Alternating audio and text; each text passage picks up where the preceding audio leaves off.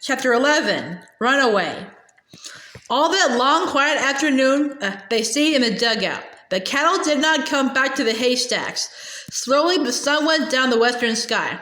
Soon, it would be time to meet the cattle at the big gray rock, and Laura and Mary wished that Pa and Ma would come home. Again and again, they went up the path to look for the wagon. At last, they sat waiting with Jack on the grassy top of their house. The lower the sun went, the more attentive Jack's ears were. Often he and Laura stood up to look at the edge of the sky where the wagon had gone, though they could see it just as well when they were sitting down.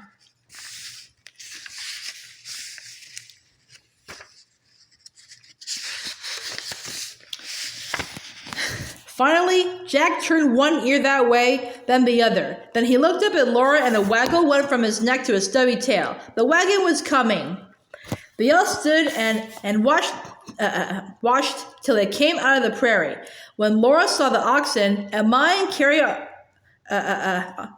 the wagon seat, she jumped up and down, swinging her sunbonnet and shouting, "They're coming! They're coming! They're coming awfully fast," Mary said. Laura was still. She heard the wagon rattling loudly. Pete and Bright were coming very fast. They were running. They were running away.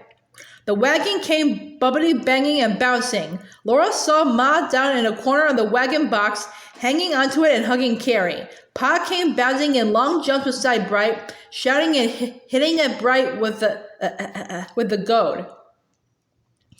He was trying to turn Bright back from the creek bank.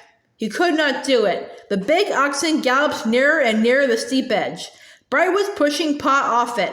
They were all going over.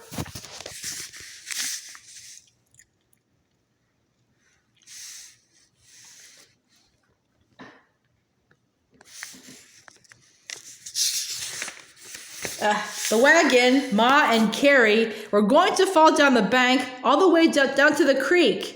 Pa shouted a terrible shout. He struck Bright's head with all his might, and Bright swerved. Laura ran screaming. Jack jumped at Bright's nose. Then the wagon, Ma, and Carrie flashed by. Bright crashed against the stable, and suddenly everything was still. Pa ran after the wagon, and Laura ran behind him. "Whoa, Bright! Whoa, Pete!" Pa said. He held onto the wagon box and looked at Ma. "We're all right, Charles," Ma said. Her face was gray, and she was shaking all over. Pete was trying to go on through the doorway into the stable, but he was yoked to Bright, and Bright was headed against the stable wall.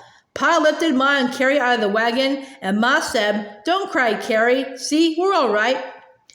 Carrie's pink dress was torn down the front. She snuffled against Ma's neck and tried to stop crying as Ma told her, "Oh, Caroline, I thought you were going over the bank," Pa said. I thought so too for a minute," Ma answered, "but I might have known you wouldn't let that happen." "Pshaw," said Pa. "It was good old Pete. He wasn't running away. Bright was, but Pete was only going along. He saw the stable and wanted his supper." But Laura knew that Ma and Carrie would have fallen down into the creek with the wagon and oxen if Pa had not run so fast and hit Bright so hard. She crowded against Ma's hoop skirt and hugged her tight and said, "Oh, Ma, oh, Ma." So did Mary. There, said Ma. "All's well that ends well. Now, girls, help bring in the packages while Pa puts up the oxen." They carried all the little packages into the dugout. They met the cattle at the gray rock and put Spot into the stable, and Laura helped milk her while Mary helped Ma get supper.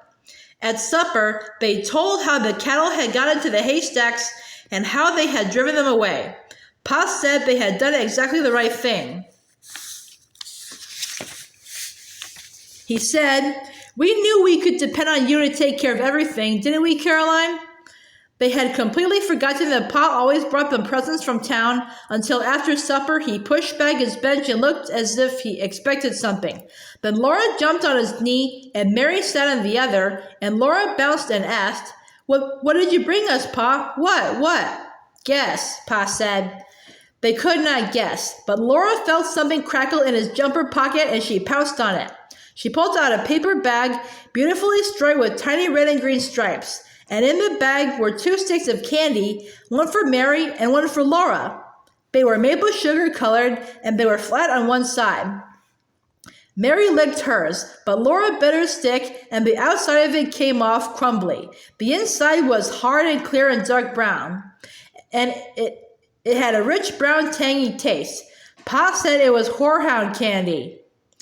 After the dishes were done, Laura and Mary each took her stick of candy and they sat on Pa's knees outside the door in the cool dusk. Ma sat just inside the dugout, humming a carry in her arms.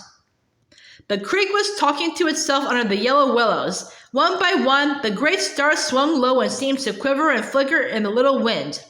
Laura was snug in Pa's arm. His beard softly tickled her cheek, and the delicious candy taste melted on her tongue. After a while, she said, "Pa, what little half-pint?" Pa's voice asked against her hair. "I think I like wolves better than cattle," she said. "Cattle are more useful, Laura," Pa said. She thought about that a little while. Then she said, "Anyway, I like wolves better." She was not contradicting. She was only saying what she thought. "Well, Laura, we're going to have a good team of horses before long," Pa said. She knew what that would be. It would be when they had a wheat crop.